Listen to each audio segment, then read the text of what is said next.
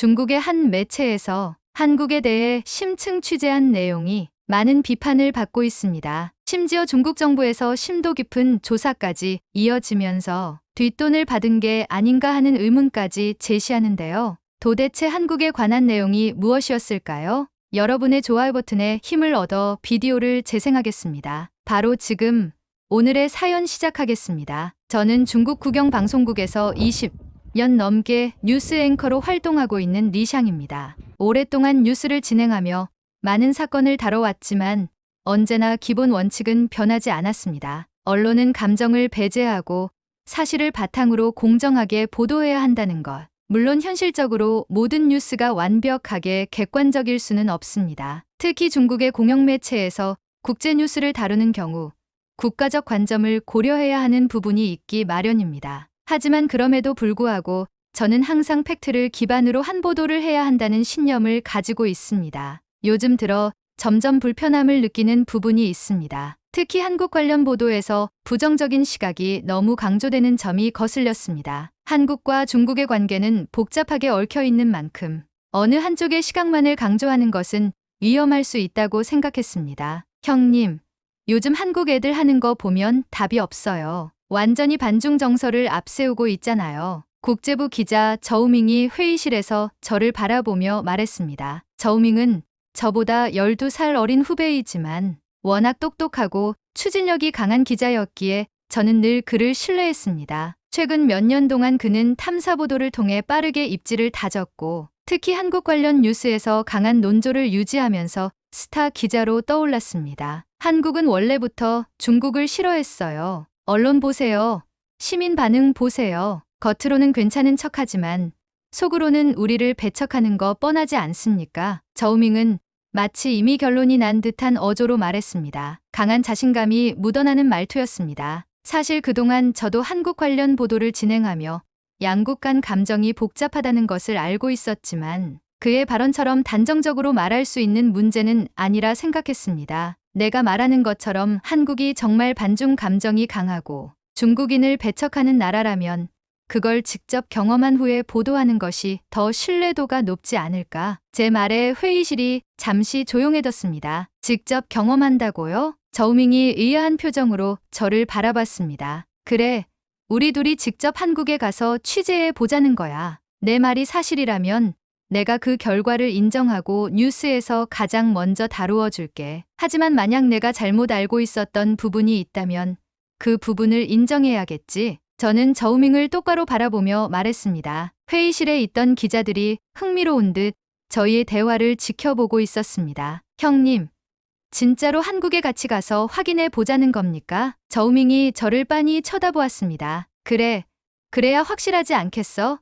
자네가 직접 경험한 걸 바탕으로 보도하면 훨씬 설득력도 높아질 테고. 저는 여유롭게 웃으며 말했습니다. 저우밍은 입술을 깨물며 고민하는 듯했지만 이내 결심한 듯 고개를 끄덕였습니다. 좋습니다. 직접 가서 보여드리죠. 한국이 어떤 나라인지 확실하게 알게 될 겁니다. 그의 태도는 여전히 자신만만했지만 저는 그것이 나쁘지 않다고 생각했습니다. 이 여행은 단순한 해외 취재가 아닐 것입니다. 저희가 보고, 듣고, 경험하는 모든 것이 뉴스의 객관성을 점검하는 중요한 여정이 될 테니까요. 며칠 동안 출국 준비를 하면서도 머릿속이 복잡했습니다. 뉴스 앵커로서 저는 수많은 국제 뉴스를 다뤄왔지만 이번처럼 직접 취재를 위해 해외로 나가는 일은 많지 않았습니다. 특히 최근 몇 년 사이 한국과 중국의 관계가 예민해진 상황에서 한국을 방문하는 게 과연 좋은 선택일까 하는 고민이 들었습니다. 하지만 한 가지는 확실했습니다. 직접 보고 듣고 경험한 후보도 하는 것만큼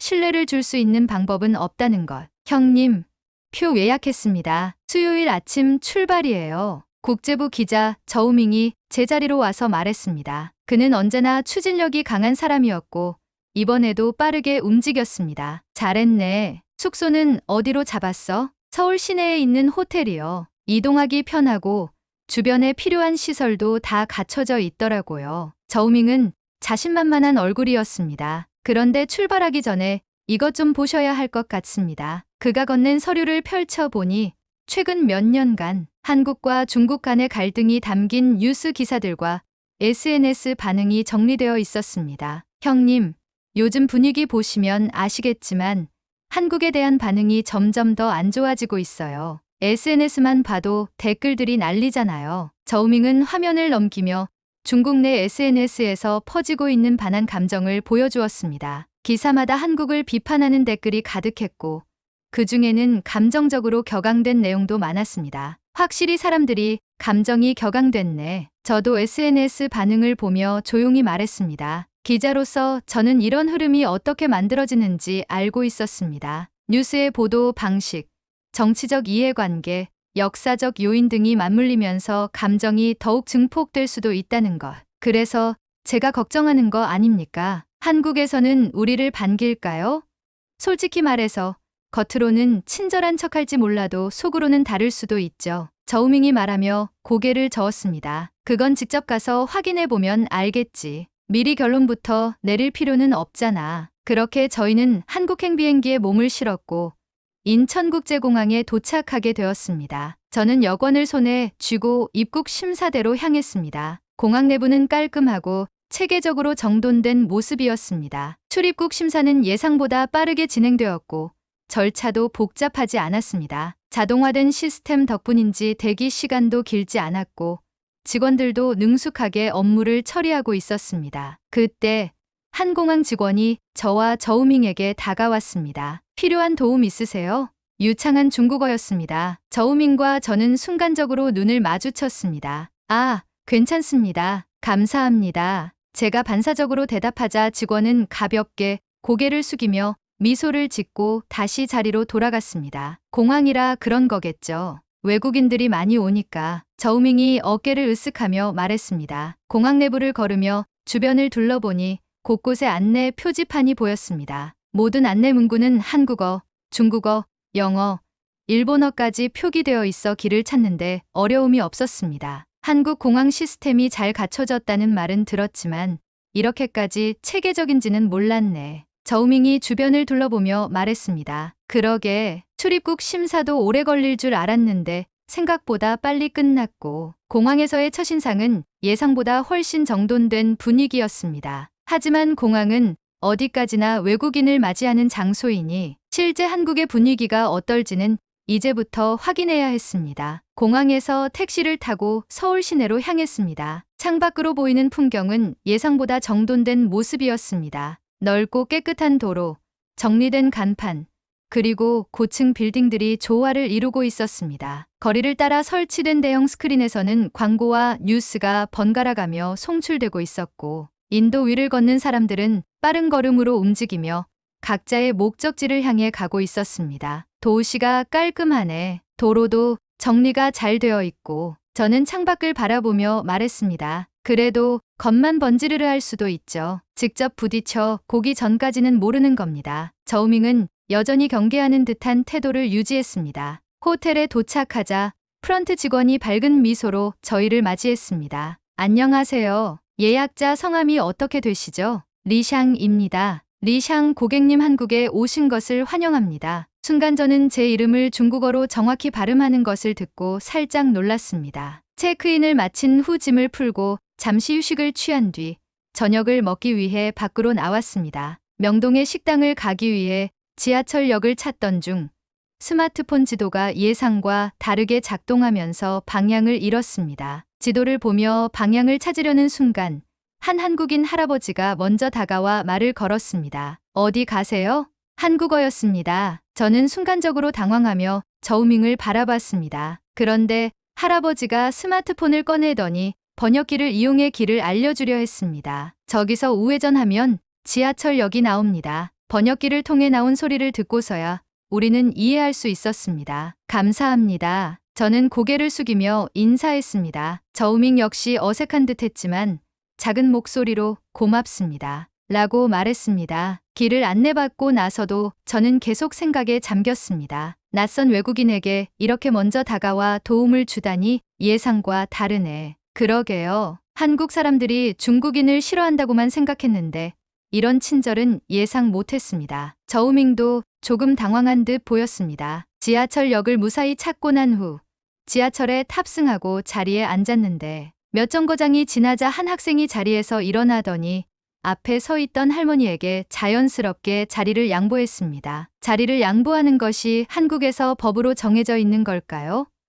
모두가 노약자에게 자리를 양보하는데요. 저우밍이 낮은 목소리로 물었습니다. 글쎄, 강제로 되는 일이라기엔 너무 자연스러워 보이는데. 자리를 양보한 학생은 할머니에게 가볍게 미소를 지으며 다른 자리로 가서 서 있었습니다. 어떤 의미에서는 익숙한 모습이기도 하네. 중국에서도 부모 세대에게 예의를 갖추는 것이 미덕으로 여겨지지만 대중교통에서 이런 장면이 당연하게 펼쳐지는 것은 보기 드문 일이었습니다. 한국에 대한 선입견이 하나씩 흔들리고 있었습니다. 명동에서 식사를 마치고 숙소로 돌아가는 길, 서울의 밤거리는 화려하게 빛나고 있었습니다. 다음날 아침, 창밖을 바라보니 서울의 거리는 이미 분주했습니다. 출근하는 사람들은 저마다 빠른 걸음으로 이동하고 있었고, 도로 위를 달리는 차량들은 일정한 흐름을 유지하며 교차로를 지나가고 있었습니다. 형님, 오늘 일정은 어떻게 할까요? 저우밍이 침대에서 몸을 일으키며 물었습니다. 오늘은 좀 더 다양한 곳을 다니면서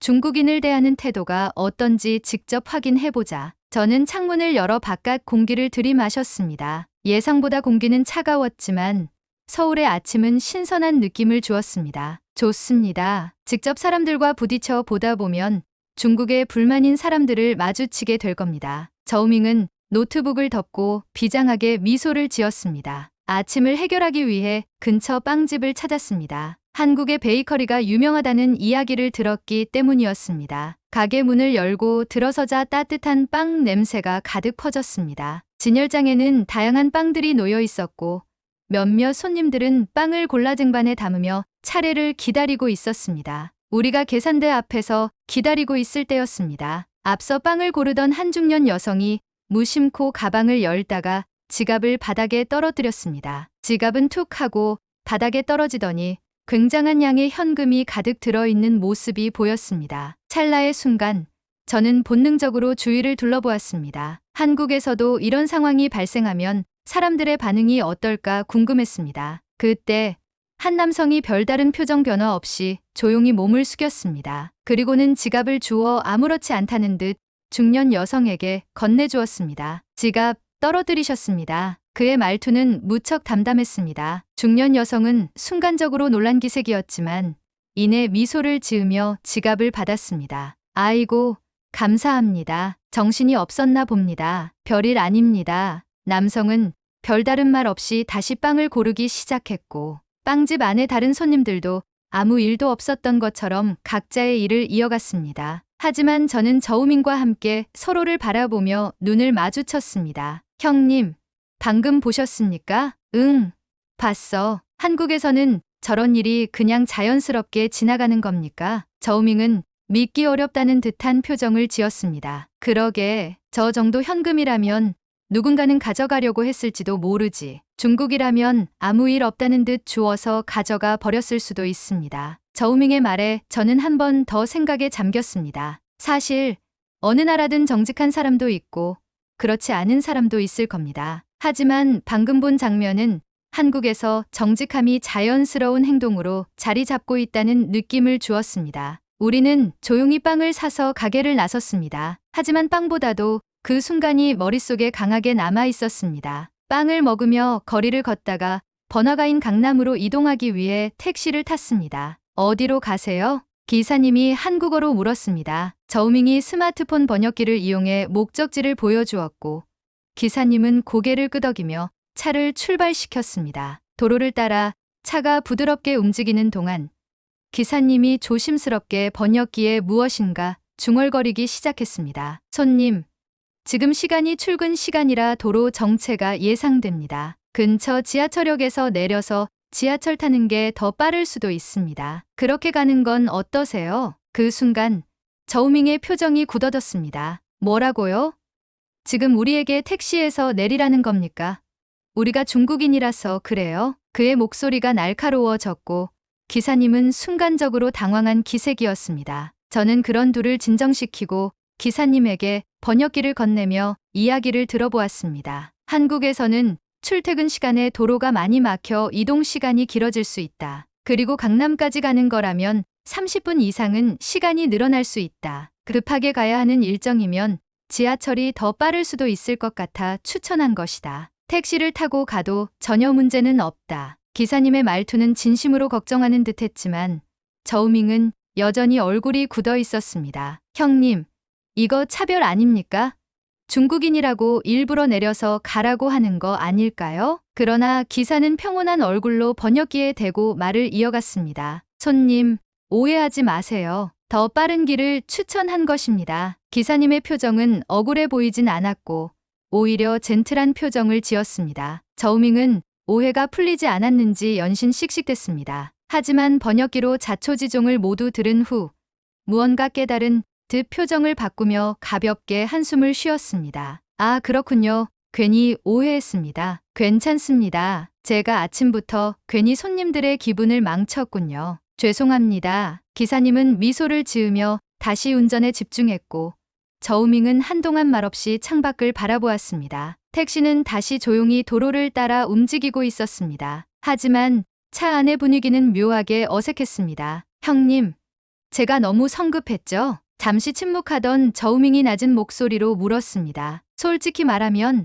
나도 순간 당황했어. 하지만 차별이 아니라 배려였다는 걸 깨닫고 나니 덩달아 부끄러워지네. 저는 솔직하게 답했습니다. 저우밍은 입술을 깨물며 한숨을 내쉬었습니다. 제가 괜한 오해를 한 것 같습니다. 기사님은 단순히 추천을 해주신 거였는데 제가 너무 예민하게 반응했네요. 그는 머리를 긁적이며 창밖을 바라보았습니다. 강남의 현대적인 도심을 걷다 보니 도심을 벗어나 한국인들을 더 가까이에서 보고 싶다는 생각이 들었습니다. 단순히 고층 빌딩과 세련된 거리만으로는 이 나라를 완전히 이해할 수 없었기 때문이죠. 우리 전통시장 한번 가보자. 시장이야말로 그 나라의 진짜 모습을 볼 수 있잖아. 저우밍은 제 말에 동의를 하고 함께 시장으로 이동했습니다. 시장 입구에 들어서자마자 활기찬 분위기가 온몸으로 전해졌습니다. 곳곳에서 들려오는 상인들의 목소리, 사람들 사이를 오가는 카트와 오토바이, 그리고 갓 요리된 음식에서 풍기는 구수한 냄새까지 모든 것이 생동감 넘쳤습니다.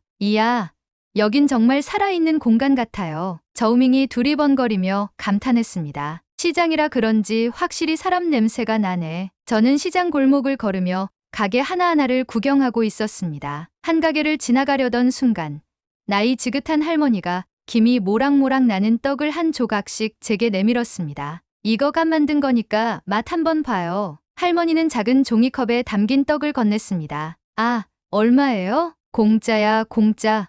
시식하라고 주는 거야. 더 줄까요? 아, 아닙니다. 잘 먹었습니다. 저우밍이 손을 저으며 말하자 할머니는 그저 웃으며 다른 손님들에게도 떡을 건넸습니다. 형님, 원래 시장에서 이렇게 그냥 음식을 주는 겁니까? 나도 좀 놀랐네. 보통 시식이라고 해도 한 입 크기로 주는데 여긴 제대로 한 조각씩 주네. 하지만 그것은 시작에 불과했습니다. 튀김을 파는 가게에서도 상인은 방금 튀긴 따끈한 튀김을 손님들에게 건네며 맛 한번 보고 가세요 라고 외쳤고 건어물을 파는 상인은 손님들이 망설이는 모습을 보이면 직접 먹어보고 결정하세요 라며 작은 봉지에 견본을 담아 주었습니다. 형님, 이거 참 신기하네요. 이러면 돈 안 벌리는 거 아닙니까? 저우밍이 여전히 낯설다는 듯 말했습니다. 한국에서의 정이라는 개념이 단순한 친절을 넘어서고 있다는 느낌이 들었습니다. 우리는 시장을 계속 둘러보며 다양한 음식을 접했습니다. 그러다 자연스럽게 한 국밥집 앞에 멈춰 섰습니다. 형님,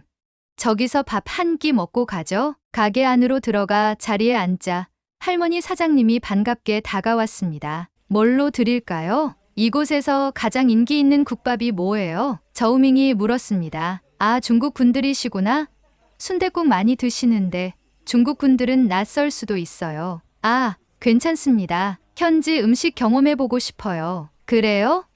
그럼 얼큰하게 한 그릇 말아줄게요. 잠시 후 김이 모락모락 피어오르는 국밥이 나왔고 기본 반찬도 함께 차려졌습니다. 그런데 예상보다 반찬이 많았습니다. 반찬 종류가 꽤 많네요. 저우밍이 놀란 듯 말하자 사장님이 웃으며 대답했습니다. 시장에서는 그냥 넉넉하게 드려야죠. 더 필요한 거 있으면 말하세요. 우리는 국밥을 한 숟갈 떠먹었습니다. 진한 국물의 감칠맛이 입안에 퍼졌습니다. 오, 이거 생각보다 깊은 맛이 나네요. 저우밍이 감탄하며 국밥을 떠먹기 시작했습니다. 한참을 먹고 있을 때 옆 테이블에 한 손님이 계산을 하려 했습니다. 그런데 사장님이 손을 내저으며 말했습니다. 자주 오시니까 음료수는 내가 서비스로 빼줄게. 국밥만 계산해요. 아이 매번 안 그러셔도 되는데 잘 먹었습니다. 손님은 기분 좋은 얼굴로 가게를 나섰습니다. 형님, 이건 또 무슨 상황입니까? 저는 말 없이 웃었습니다. 한국이 보면 볼수록 대단해 보였기 때문입니다. 국밥을 다 먹고 가게를 나서면서도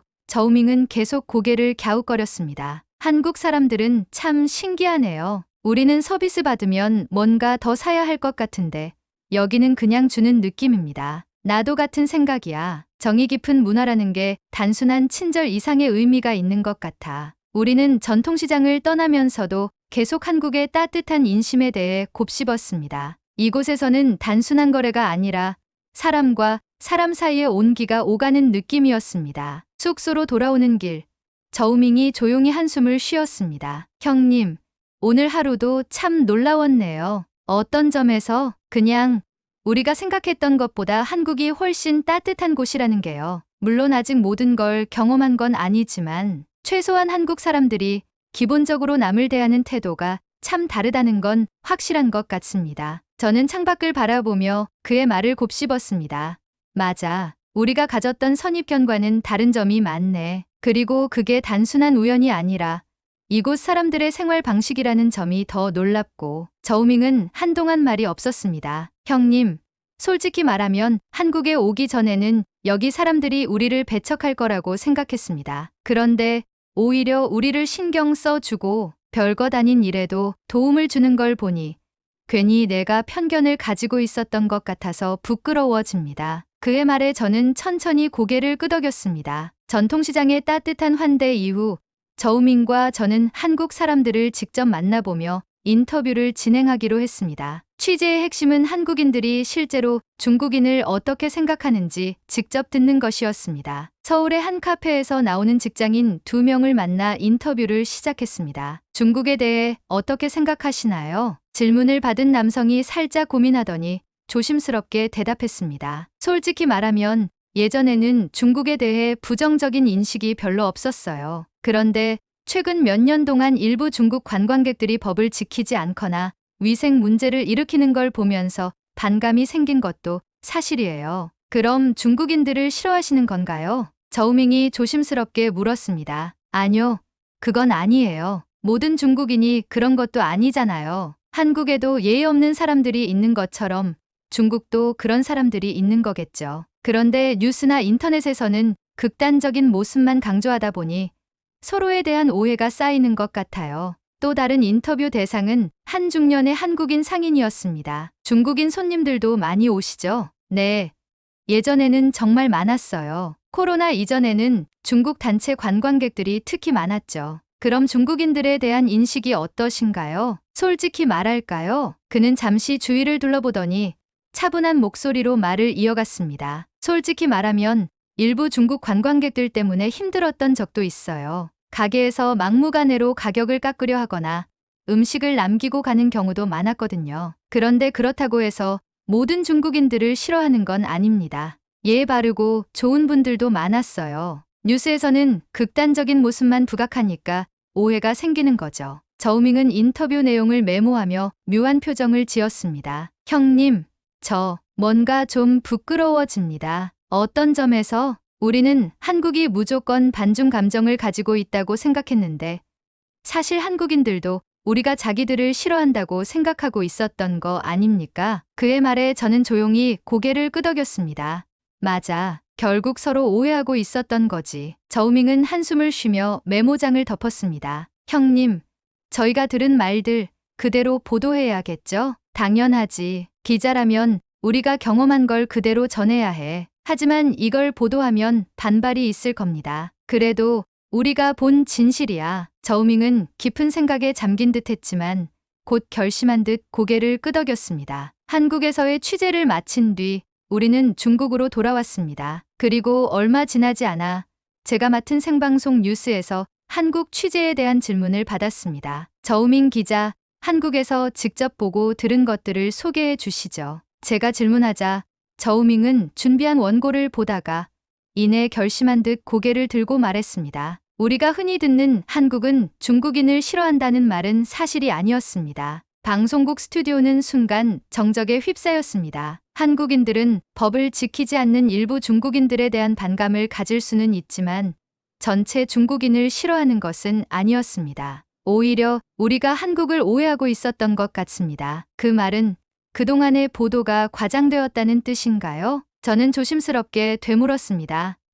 네, 저는 직접 한국을 경험하고 나서야 알았습니다. 한국 사람들은 우리가 생각했던 것과 달랐습니다. 그들은 친절했고 배려심이 깊었으며 중국인들에 대한 일방적인 적대감을 가지고 있지는 않았습니다. 순식간에 저우민과 리샹의 방송 내용이 퍼져나갔고 예상치 못한 반응들이 쏟아졌습니다. 중국 SNS와 온라인 커뮤니티에서는 즉각 반응이 터져 나왔습니다. 저우밍이 갑자기 친한파가 됐다. 이게 무슨 소리야? 우리가 듣던 거랑 완전 다르잖아. 한국이 우리를 싫어하지 않는다고? 그럼 지금까지 본 뉴스들은 뭐였지? 저우밍이 스마트폰을 들여다보며 말했습니다. 형님, 반응이 심상치 않은데요. 그렇겠지. 하지만 우린 기자야. 우리가 본 걸 있는 그대로 전한 거고 그게 진실이라면 그걸 두려워할 이유는 없어. 형님도 아시잖아요. 이런 보도를 하면 우리한테 어떤 일이 벌어질지. 우리가 해야 할 일이야. 너처럼 한국을 부정적으로 보던 사람이 직접 경험하고 바뀌었으니까. 저우밍은 깊은 숨을 내쉬었습니다. 맞아요. 적어도 저는 제가 본 걸 그대로 전하고 싶습니다. 그게 기자로서 해야 할 일이겠죠. 하지만 방송 이후 중국 정부와 일부 언론에서는 저우밍의 발언에 대한 강한 반발이 있었습니다. 한국을 미화하려는 의도가 있는 게 아니냐? 객관성을 잃은 보도다. 심지어 중국 정부에서는 저우밍과 저를 대상으로 한 청문회까지 진행되었습니다. 그러던 와중